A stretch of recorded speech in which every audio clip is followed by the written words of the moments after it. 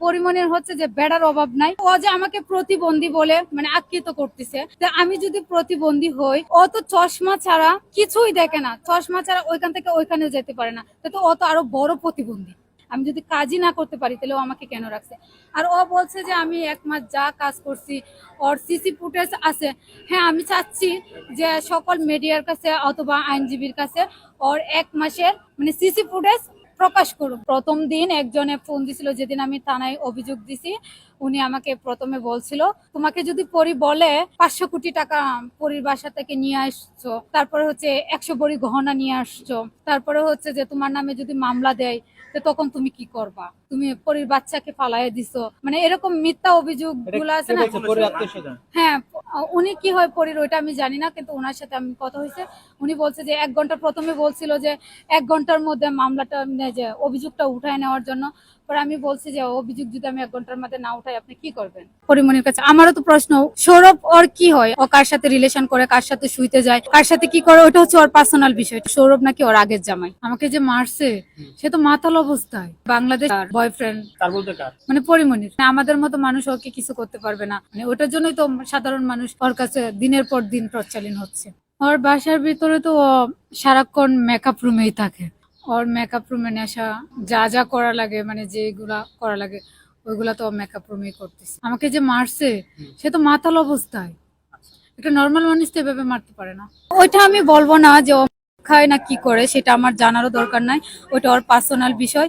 এটা নিয়ে আমি কথা বলতে চাই না, কারণ ওর পার্সোনালিটি নিয়ে কোনো কথা বলতে চাই না। কারণ হচ্ছে কি, ও আমার পার্সোনালিটি নিয়ে অনেক কথা বলতেছে, কারণ আমাকে মানে প্রেস করতেছে। একটা মানুষ নর্মালি অবস্থায় একটা মানুষকে এভাবে মারতে পারে না, সেটা আমি বলবো। কারণ হচ্ছে কি, যখন ও আমাকে মারছে আমি ওর দিকে অসহায়ের মতো তাকিয়েছিলাম। সেখানে সিসি ফুটেজ আছে, মানে দেখলেই বুঝতে পারবে মানুষ। আমি চাই যে আইনজীবীরা মানে এটা সিসি ফুটেজটা টানে যেন। হ্যাঁ, ও যদি পাতারি না হয় তাহলে তো ও তো এরকম করতে পারে না। ওই যে সৌরভ, সৌরভ ওর কি হয়, সৌরভ ওর কি হয়? আমারও তো প্রশ্ন পরিমণির কাছে ওটা যে সৌরভ ওর কি হয়। কিন্তু সৌরভ আমি জানছি ওর সৌরভ নাকি ওর আগের জামাই ছিল। ও কার সাথে রিলেশন করে, কার সাথে শুইতে যায়, কার সাথে বিজনেস করে, কার সাথে কি করে, ওটা হচ্ছে ওর পার্সোনাল বিষয়, ঠিক না? ও আমাকে প্রতিবন্ধী বলে আখ্যায়িত করছে, কারণ ও হচ্ছে যে চশমা ছাড়া নিজেই তো চোখে দেখে না, তো ও তো আরো আমার চেয়ে বড় প্রতিবন্ধী। পরিমণি, পরিমণি তো হ্যাঁ, সে নিজে আর বড় প্রতিবন্ধী। কারণ যে চশমা ছাড়া চোখেই দেখে না, এখান থেকে ওইখানে যেতে পারে না, সে কি প্রতিবন্ধী না? কারণ হচ্ছে আমার জানার বিষয় হচ্ছে ও কেন আমার গায়ে হাত তুললো, আর আমি ওইটার বিচার চাই। আমি তো ওর পার্সোনালিটি বিচার কোনো চাই না, আমি ওর একটা সুষ্ঠু বিচার চাচ্ছি। ওর শাস্তি চাচ্ছি বলতে কি, ও সবার সামনে ক্ষমা চাবে, যে বলবে যে এই ধরনের ভুল আর করবে না। থানায় যাবে, থানায় গিয়ে সবার সামনে মিডিয়ার সামনে সম্মুখীন হবে। মারতে মারতে আমাকে সেন্সলেন্স করে ফেলছে। তুই মরলে এখানে মরবে, তোকে এখানে চিকিৎসা করবো, করস তখনই তোকে মেরে ফেলবো। আপু, আমি আপনার 2টা পায়ে পড়ি, আমাকে বের হইতে দেন, না হয়তো আমাকে হসপিটালে নিয়ে যান। বাজারের লিস্ট লিখতেছি রান্নাঘরে বাজারের লিস্ট লেখার পরে বাবু একটু কান্না করতেছে। কান্না করার পরে ওই যে সৌরভ, উনি আপুর মেকআপ রুম থেকে মানে পরিমণির মেকআপ রুম থেকে আসছে। আইসা আমাকে বলতেছে যে পিঙ্কি, বাবু কেন কান্না করতেছে? আমি বলছি যে ভাইয়া, বাবু তো আমার সাথে, আমি যদি সাথে থাকি বাবুর তাহলে কান্না করবে না, আর যদি আমি একটু চলে আসি তাহলেই কান্না করে। তো বলতেছে যে ঠিক আছে বলে উনি আবার মেকআপ রুমে গেছে। আবার মেকআপ রুম থেকে আসছে, আমার বাজার লিখা শেষ, বড় এসে বলতেছে যে পিঙ্কি, ওকে একটু সলিড খাবার দাও। মানে সৌরভ বলছে যে ওকে একটু সলিড খাবার দাও। তখন সলিড খাবার, আমি বলছি ভাইয়া ওকে তো 2 ঘন্টা পর পর সলিড খাবারটা দেওয়া হয়, তো 2 ঘন্টা তো হয় নাই, সলিড খাবারটা আমি তো একটু পরে দিই। বলছে যে ঠিক আছে, উনি বলছে যে ঠিক আছে। পরে ওনার সাথে আমি কথা বলতেছি যে আমি এই সৌরভটাকে পরির হয়। পরে সৌরভের সাথে কথা বলার পরে উনি আসছে মেকআপ রুম থেকে, যে কি বলতিছস বলে মানে অশৃঙ্খল ভাষায় গালিগালাজ করে মেকআপ রুম থেকে আসতেছে, গালিগালাজ করে আসতেছে, এসে রুমেও এসে গালিগালাজ করতেছে। এত বিশ্রী, এত নোংরা ভাষা। একজন সেলিব্রিটির মুখের ভাষা হবে অনেক সুন্দর, যে মানে মানুষ শুনলে আবার শুনতে চাবে, এরকম ভাষা হবে। আর উনার মুখের ভাষা শুনে মানুষ বমি করে দেবে, বমি যার না আসবে তারও চলে আসবে বমি। মানে এত বিশ্রী ভাষা। তাহলে ওনার ভাষা শুনে আর আমি আর কোনো কথা বলি নাই, ওনার মুখের দিকে হা করে তাকাই আছি। মারতে মারতে আমাকে সেন্সলেস করে ফেলছে, মানে পরি মারছে, হাত দিয়ে মেরেছে, ওর হাতই তো শক্ত। যখন আমি নিচে পড়ে যাই তখন ও মেকআপ রুমে চলে যায়, মানে এ করে। তখন ওর কাজের মেয়েরা আমাকে বরফ দেয়, তারপরে পানি দেয় মাথায়। যখন দেখতেছে যে আমার অবস্থা খুবই খারাপ, তখন ওকে আবার কাজের মেয়ে ডাকে মেকআপ রুম থেকে কাজের মেয়ে ডাকার পরে আসছে। যখন আমি কান্না করতেছি, মানে অনেকক্ষণ হা করেছিলাম, আমি মুখ বন্ধ করতে পারি নাই, তাকাইছিলাম। ও আমাকে বলে কি যে মুখ বন্ধ করবে না, কান্না বন্ধ করবে না, তোকে আবার মার দিব। উনি বলছে যে আমাকে মারলে নাকি উনার কিছুই হবে না, উনি অনেক বড় সেলিব্রিটি, আমার মতো লোকরে, মানে উনি হাজার হাজার মানুষকে গুম করতে পারবে, উনার জন্য কোনো এটা বিষয় না, সাবজেক্টই না, কিছুই হবে না।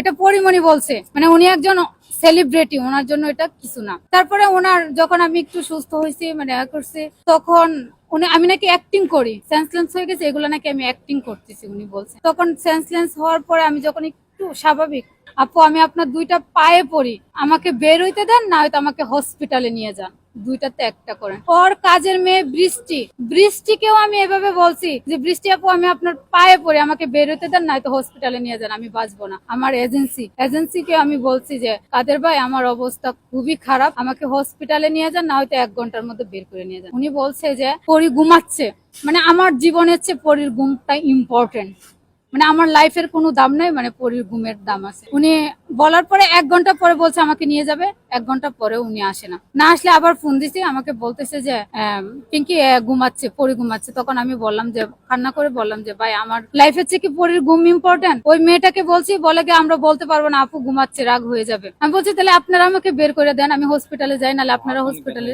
ওনারাও হসপিটালে আমাকে নিয়ে যাবে না, বলছে যে তুই মরলে এখানে মরবে, তোকে এখানে চিকিৎসা করব, মানে হসপিটালে নিয়ে যাবে না। তারপর হচ্ছে যে এভাবে যখন আমি পারতেছি না, তখন আমি 999-এ ফোন দিই। আরিফুল ইসলাম এসআই ওনার সাথে আমাকে কন্ট্যাক্ট করায় দেয়। উনি যখন আমার সাথে কথা বলে, উনি আমাকে এতটাই ভরসা দিছে যে বলছে যে আমি যে বলছি এখানে আমাকে মেরে ফেলবে, গুম করে ফেলবে, কারণ আমাকে টেট দিচ্ছে যে তুই যদি একটু করস তখনই তোকে মেরে ফেলবো। কে থ্রেট দিছে আপনাকে? পড়ি, মানে বলছে যে তোকে মারলে আমার কিছুই হবে না, মানে এরকম বলতেছে যে কান্নাও করা যাবে না, মানে অসুস্থ প্রকাশ করা যাবে না। তখন আমি উনাকে ফোন দিলাম, উনি বললো যে তুমি ভয় পেও না, আমি 20 মিনিটের মধ্যে আসতেছি, তোমাকে যে এত মারধর দিছে এটার মানে আমাকে একটা ছবি দাও। তখন আমি 2টা ছবি দিলাম উনাকে। তখন উনি খুব দ্রুত গতিতে আসছে, উনি আমাকে যথেষ্ট পরিমাণে হেল্প করছে, 399-এও আমাকে অনেক হেল্প করছে। তখন আসার পরে উনি যখন নিচে রওনা দিছে, মনে হয় আর 5 মিনিট মেবি হবে বাসার সামনে, তখন উনাদেরকে ফোন দিছে, উনার ম্যানেজারকে ফোন দিছে যে 999-এ পিঙ্কি ফোন দিছে, তো পুলিশ আসতেছে। তখন ওনার ঘুম চলে গেছে, তখন আর ওনার ঘুম নাই, উনি ভিআইপি সেলিব্রিটি, ওনার ঘুম হাওয়ায় উড়ে গেছে। তখন উনি ক্যামেরায় এত বিশ্রী ভাষা গালি দিয়ে ওনার কাজের মেয়েকে বলছে যে ওকে তাড়াতাড়ি বের কর। আমাকে বুরকা পরার টাইমটাও দেয় নাই উনি। এই যে পরি আর কি, যে আমি দাঁড়ায় বারবার পরিমণি উল্লেখ করেন। হ্যাঁ পরিমণি। তারপর হচ্ছে বৃষ্টিকে আমি বলছে যে আমি বুরকাটা পরে যাই, পরিমণি যে কি বলতেছস বলে, মানে অশৃঙ্খল ভাষায় গালিগালাজ করে মেকআপ রুম থেকে আসতেছে, মানে চুদানি মাগি তোর মায়ের। এত বিশ্রী, এত নোংরা ভাষা। একজন সেলিব্রিটির মুখের ভাষা হবে অনেক সুন্দর, মানুষ শুনলে আবার শুনতে চাবে, আর উনার মুখের ভাষা শুনে মানুষ বমি করে দেবে। বাবু একটু কান্না করতেছে, কান্না করার পরে সৌরভ পরিমণির মেকআপ রুম থেকে আসছে, বলতেছে যে পিঙ্কি বাবু কেন কান্না করতেছে? আমি বলছি যে ভাইয়া আমি যদি সাথে থাকি বাবুর তাহলে কান্না করবে না, আর যদি আমি একটু চলে আসি তাহলেই কান্না করে। পরে সৌরভের সাথে কথা বলার পরে উনি আসছে। পরিমণি বাহিরের দিকটা হচ্ছে মানবতার ফেরিওয়ালা, আর ভিতরের দিকটা হচ্ছে যে এত নোংরা, ও মানে রাস্তায় টুকাই আছে না, টুকাইয়ের সাথেও কথা বলার যোগ্য না।